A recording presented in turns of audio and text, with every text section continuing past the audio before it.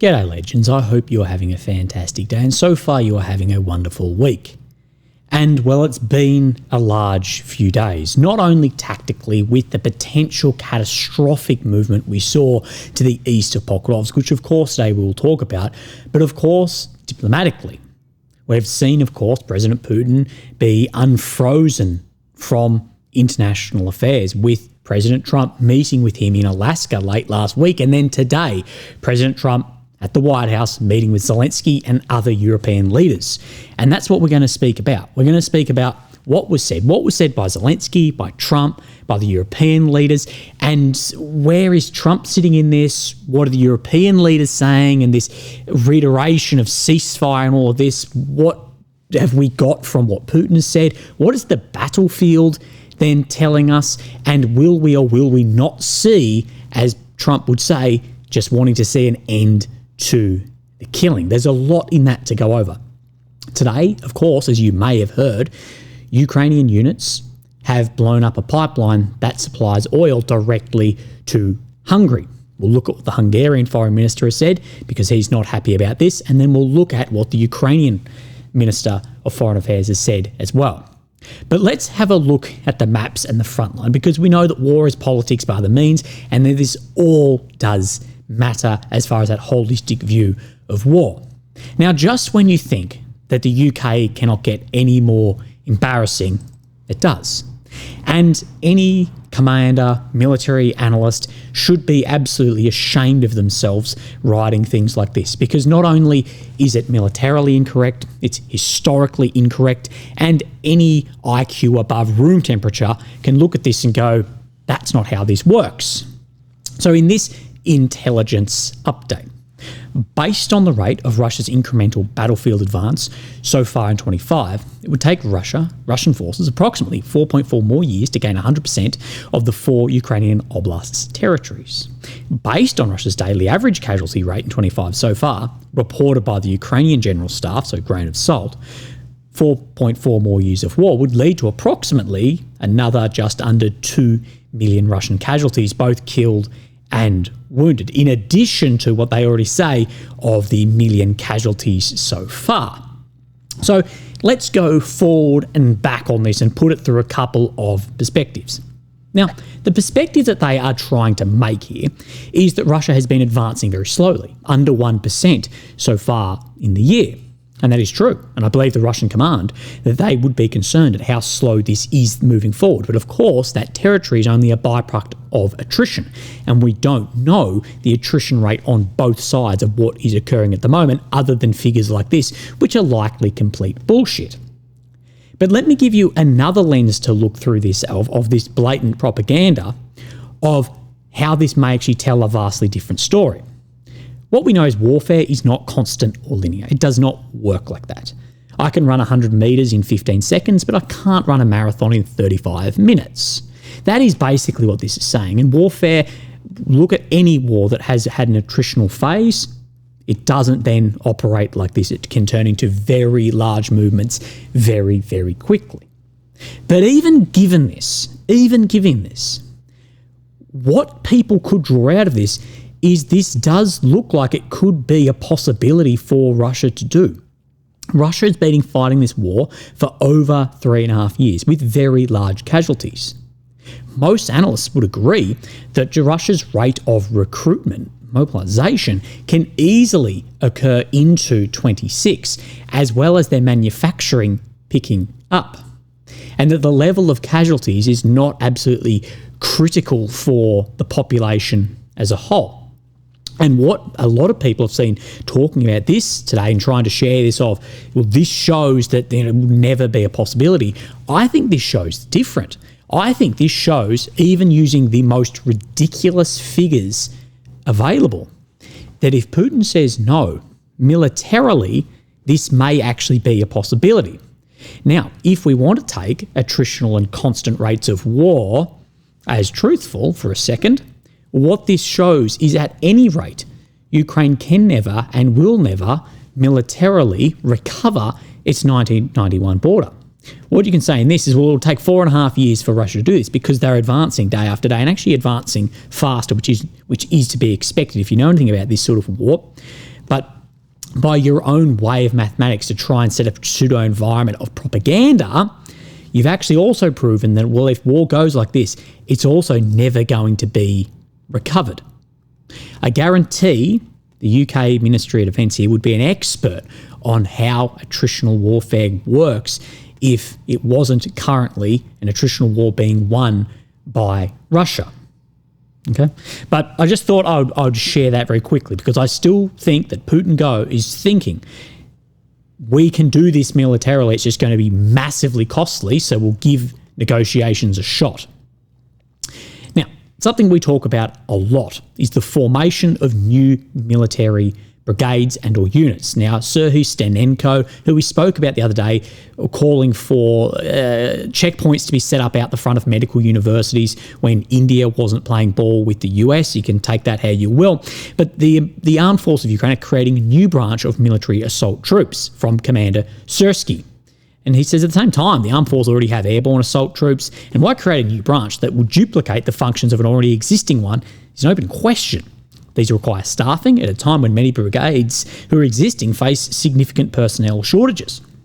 A separate issue is the shortage of mid-level officers. And as we know from attritional warfare doctrine, resources should prioritise replacements over new formations, and that no formation should be allowed to fall below 70% strength, because then it's wasted if that unit can't proliferate its experience into newer recruits moving in. Firstly, there's the optics of this. And secondly, we know that Syrsky, he wants Ukraine to move from being on the defence to being on the offence and taking areas back, despite the critical shortages of man and resources. And we don't know how this is exactly going to work, but we know that he adamantly wants to see Ukraine back on the offensive, taking areas. I'd say they don't call him the butcher on the front line for nothing. So let's have a look at the maps. Of course, here's Ukraine in the centre of your screen, the capital of Kyiv. The red area is occupied since 22, the purple since 2014. Now, Pokrovsk, this area had all the signs to be absolutely catastrophic. And what I'll say is, it's not over until the fat lady sings or Zelensky has a tie. This area, we have not seen the end of the story yet, although it does look somewhat stabilised. But of course, it's so foggy to know. And we've always said, take anything in here with a grain of salt, because of course people are trying to exploit themselves being an activist more than an analyst and push a narrative of which you may or may not want to hear. And that's on absolutely both sides of this. And to find credible sources can be very tough. And that's why I always say with the ones I use, firstly, take me and everyone with a grain of salt, but I try and bring you the best possible people for you to follow too. So we have this map today by Mr. Thorkill65 on X. We can see where this main Donbass line is and these anti-tank ditches. So the fortifications sitting across here, of course, we can see Kucherev Yar, Zoloty, Kolodiaz and Rubezhny, areas which you will need to be familiar with. Now, he says this today, the situation in this region, part 10. In the Zoloty, Kolodiaz area, intense positional battles are currently ongoing. So Zoloty Kolodiaz, that is ongoing.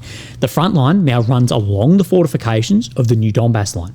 The main focus of the fighting has been shifted to the area of the village of Rubezhny, which is in the grey zone and not currently controlled by either side.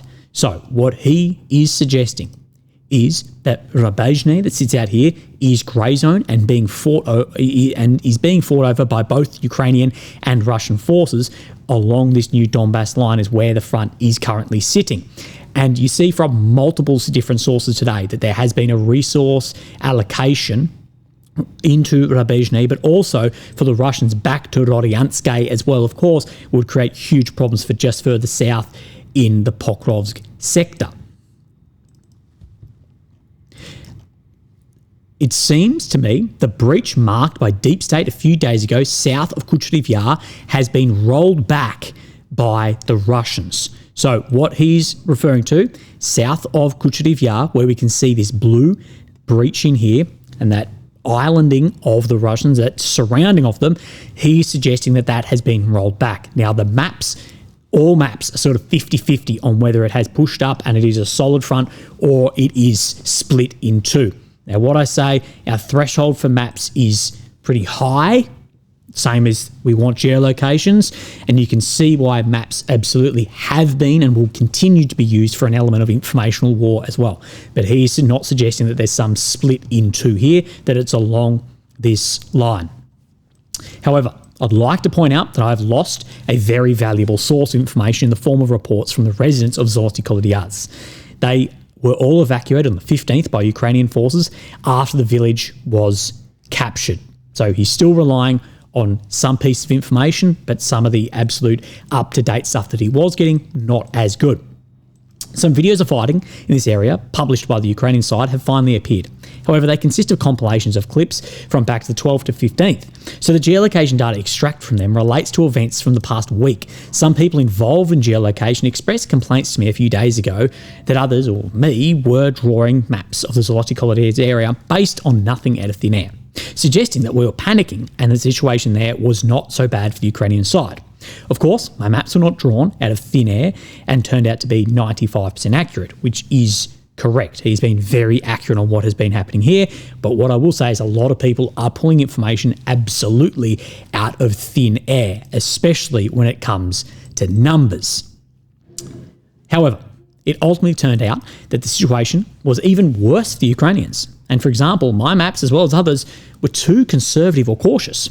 One piece of geolocation data indicates that the Russians captured and held until the 15th a section of the road between Zoloty Kolyadz and Petrivka. So let me show you this map and where the Russians were actually up to by Ukraine's own geolocation. So we have Zoloty Kolyadz. We zoom in and Petrivka sits just up here. He's speaking about this road that runs from Novotroitsky to Dobropilya. They were right up to Petrivka.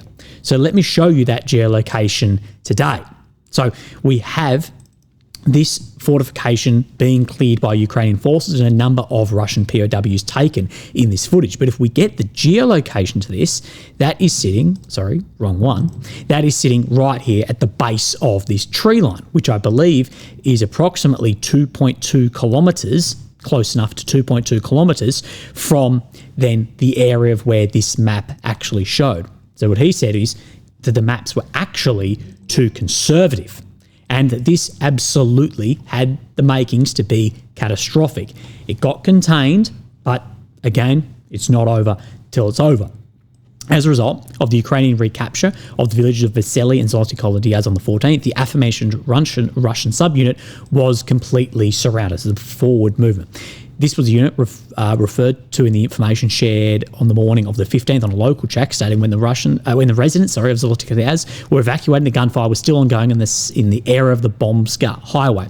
Ukrainian soldiers from the mixed 79th and 82nd were clearing that area at the time. As a result, 12 to 15 Russian soldiers surrendered and the rest likely perished. Now, the actual figures are unknown. From the footage that I have seen, I think 12 to 15 around POWs seems to be correct. Of course, you'll see bloggers online and all these quoting 1,200 and 1,400 KIA in this specific area, what I'm hearing about. Any numbers, grain of salt, regardless of who it is from. What I'd say is if there was 1,200 or up to 1,400 die in this very small area, trust me, we'd have a lot more footage of what was going on there than we do. But this gentleman in the comments was very correct. He said, "It has been so frustrating seeing people say this wasn't a breakthrough. It was just some Russian infiltration. Ukraine wasn't in any real danger. Stop fear-mongering." When in reality, the fact that this happened to begin with was not good at all. And if no one made much noise and Ukraine didn't act quickly enough, this could have developed into a disaster very quickly. I completely agree. It also shows the porous front line and how we may see this in other sectors and leveraging on that numerical advantage. We can even see the Russians wanted to and are still trying to make something out of this by reinforcing the area. And not to mention, Ukraine has now had to weaken other parts of the front that are still priority sectors to stop this. All the credit goes to the soldier on the ground, both fighting here and those who made noise about the breakthrough when it happened. Just because it wasn't some massive armoured fist through the Ukrainian lines does not mean it wasn't a breakthrough. And it also shows us the problems that Manning has now created over a war of attrition. I think there's some great information in there. But he speaks about other areas which are still a priority potentially being weakened. And what people talk about is Konstantinivka and Kupiansk. Now, we are very limited on maps today, but DivGen map, they are saying this, that the area really to the south of Chasiv Yar, where we know that reservoir is running, has been occupied by the Russians, but also that the Russians are right up until the first areas just in here of Konstantinivka. Now, we heard AMK mapping talk a little bit yesterday, but there's unconfirmed reports of this, but there are more mappers, more people today speaking about that the Russians are up to the first houses in Konstantinivka, and I believe they even say in this that from where the Ukrainian forces recently withdrew one of the brigades near Pokrovsk, so that movement there and how many forces had to go, it may leave a lot of areas vulnerable. So wait out on that. Also on this same front line, DivGen is saying that around this area, he calls it the Moskoy area, but the Maysky area here has been slightly expanded as well out from Chasiv Yar in through some of those fortifications as well. So I think we'll see the after effects of this go on for some time. Let's actually look at the changes in the red check that are on the deep state map today. So in the direction of Muravka, a small bit of ground being made by the Russian forces, and on the Velika Novosilka front near Orevsky, a little bit of ground being made as well. So that continual just grinding forwards. So let's look at the tensions that are already sizzling hot between Hungary and Ukraine. Of course, Hungary, a NATO and EU country. Now we see this. Madar putting out information as the Druzhba oil pipeline is resting. Complete stop of oil pumping for an indefinite period. That has been stopped. The 14th Regiment of Unmanned Systems of the Armed Forces of Ukraine, there was a strike and then it has been destroyed. Now, this gentleman, who's the Foreign Minister of Hungary, has said Ukraine has once again attacked the oil pipeline leading to Hungary, cutting off supplies. This latest strike against our energy security is outrageous and unacceptable. He says for 3.5 years, Brussels and Kyiv have tried to drag Hungary into the war in Ukraine. These repeated Ukrainian attacks on our energy supplies serve that same purpose. Finally, a reminder to Ukrainian decision makers, electricity from Hungary plays a vital role in powering your country. Now, of course, we know that the more powerful European states will always come down on Hungary to toe the line. Ukraine's Foreign Minister, Andrew Sybiha, he has replied to this on X and said, Peter, it is Russia, not Ukraine, who begun this war and refuses to end it. Hungary has been told for years that Moscow is an unreliable partner. Despite this, Hungary has made every effort to maintain its reliance on Russia, even after the full-scale war began. You can now send your complaints and threats to your friends in Moscow. But I'd still say Hungary is still an EU, NATO nation, and I think would question the involvement in those institutions because those own institutions be used back against them in many cases, but still can veto and create massive problems. This is why after the end of this, we do see more and more fractures developing in said institutions.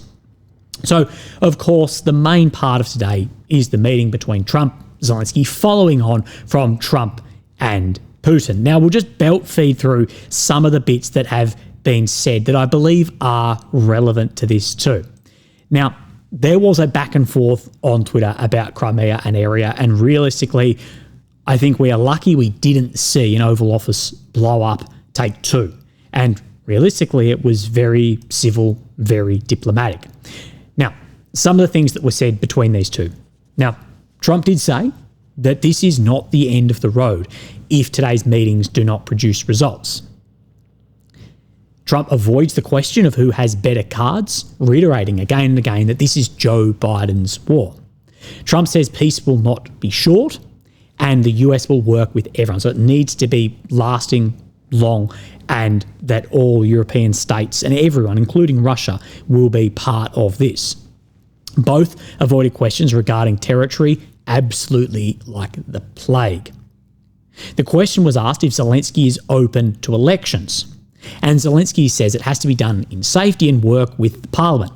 And Trump says, You're saying you can't have elections. So in 3.5 years from now, if we happen to be in war with somebody, then no more elections.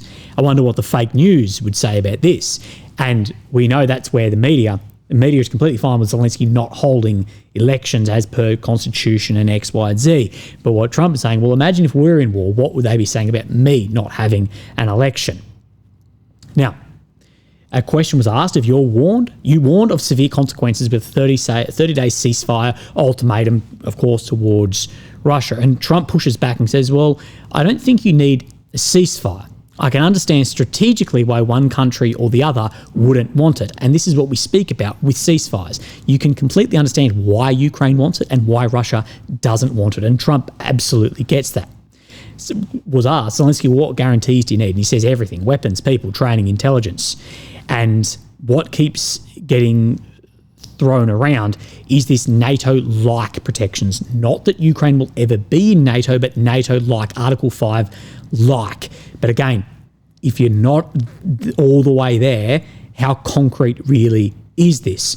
Trump also stated that he'll speak to Putin directly after they have this meeting to set up a trilateral between Zelensky, Putin, and Trump. Now, there's again and again, rightfully, a lot of talk about children and the protections of children. And Trump has tweeted this about Ursula von der Leyen, the distinguished and highly respected president of the European Commission. I'd push back on that part of it, but we've been discussing the massive worldwide problem of missing children. This is likewise a big subject for my wife, Melania. It is also subject at the top of all the lists of the world work together, hopefully bring some home to their families. Now, what I would say is great. All fully behind that. But what about the children abused by your friends, your colleagues, that you are currently actively covering up? Remember that island? That's not going away no matter how much it likes to get buried. Now, of course, then we step into the meeting that had everyone in it. And I like the old double-breasted being rocked and Zelensky in somewhat of a suit.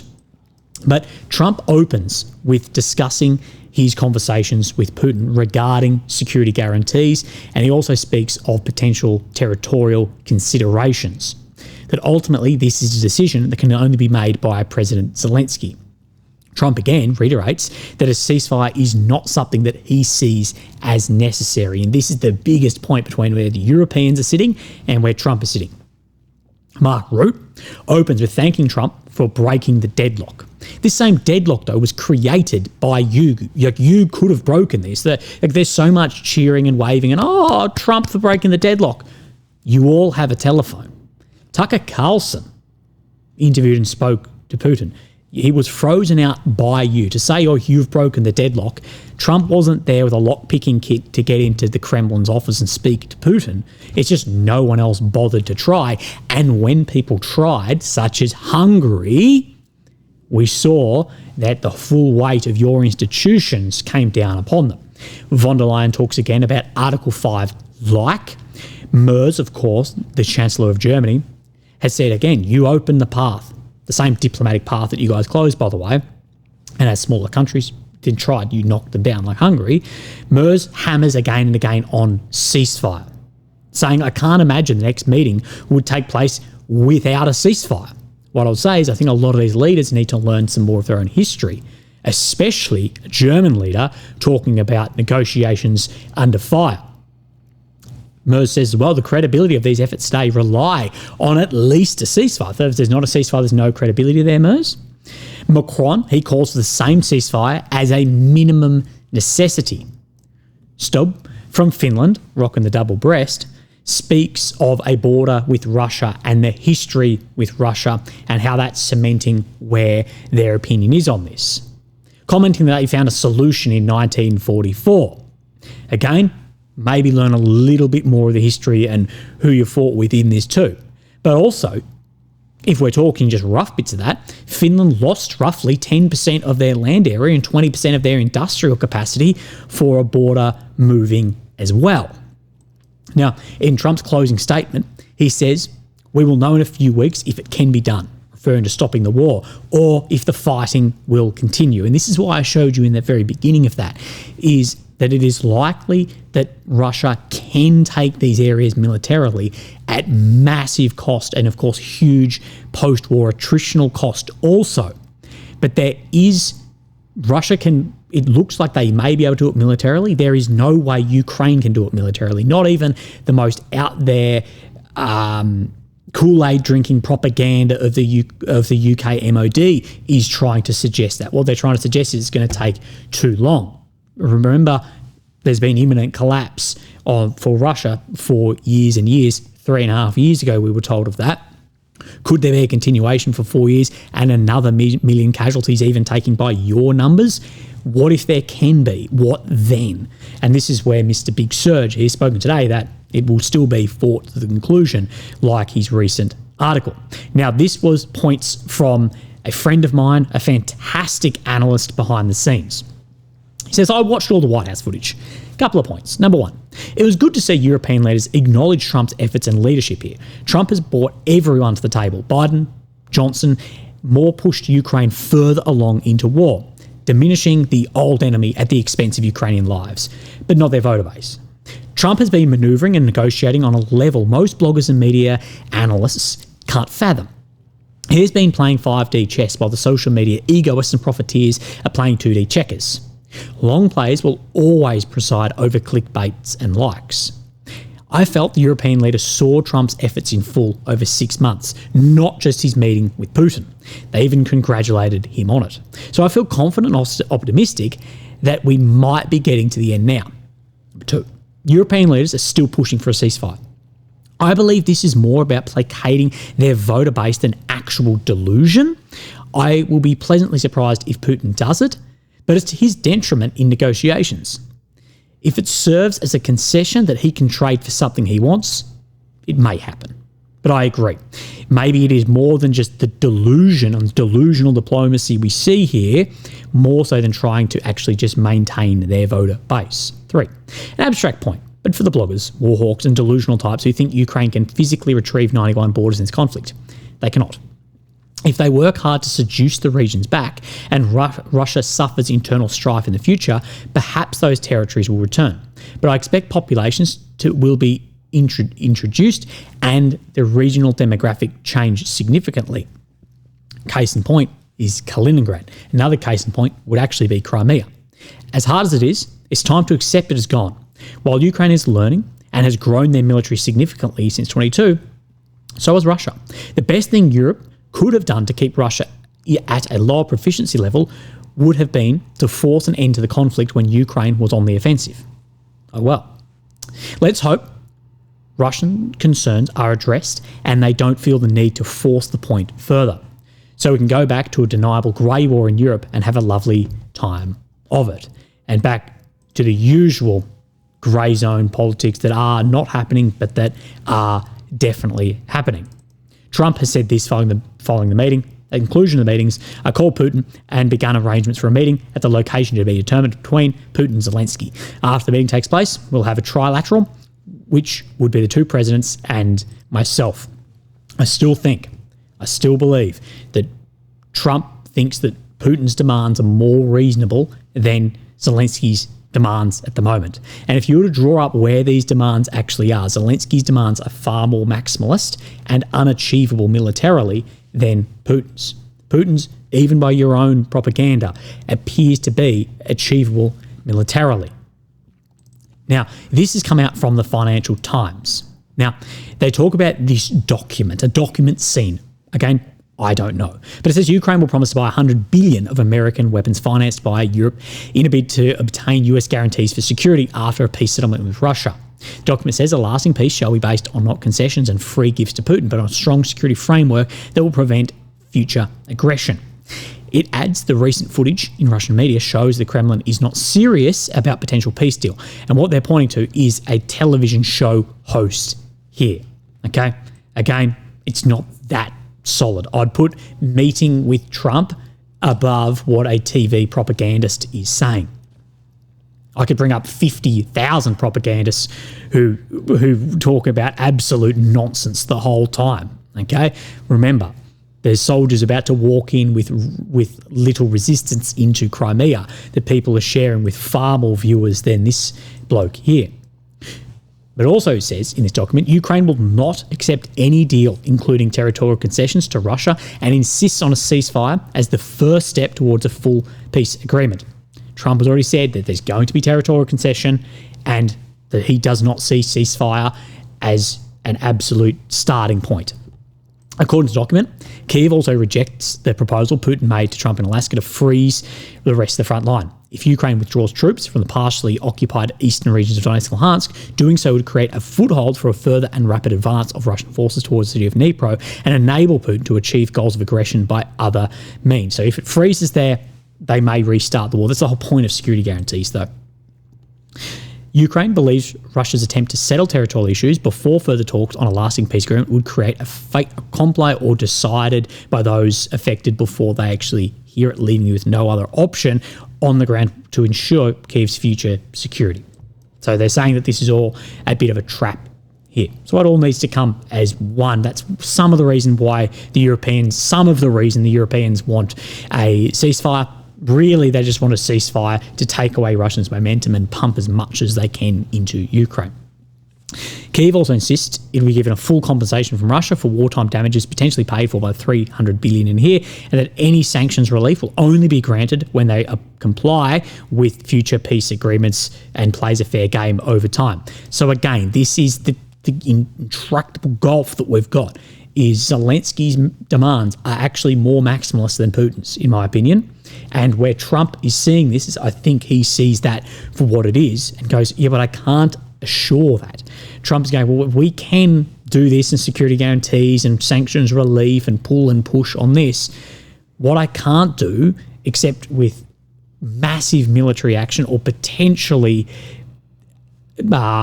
sanctions that put hegemony at risk itself, of economic restriction around oil in other nations, to do this militarily.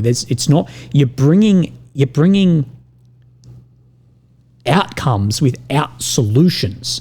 That was like the victory plan that was just a wish list but didn't have X, Y, and this and that, where you can see playing by a more ancient rule of force that Putin's going, we take this, then we take this, and then that will increase our negotiation here. And I think that way, a more real politic than Wilsonianism, that is the way it's relating a lot to Trump. Now let's look at what Mark Root has to say here about NATO. So NATO membership for Ukraine is completely off the table, correct? The situation is this, that the US and some other countries have said that they are against NATO. So the US is NATO at the end of the day. It's 80% of it. And it's not only the US, other countries have said this also. Membership for Ukraine. The official NATO position since the summit in 2024 is that there is an irreversible path. So the official NATO position by him is that it's irreversible. That's where the problem's going to become, is if I was Zelensky or a soldier here or whatever fighting, I'd go, well, you told me it was irreversible, that whatever it takes for however long it takes. And now you're trying to sell me this Article 5 like. No, we wanted Article 5.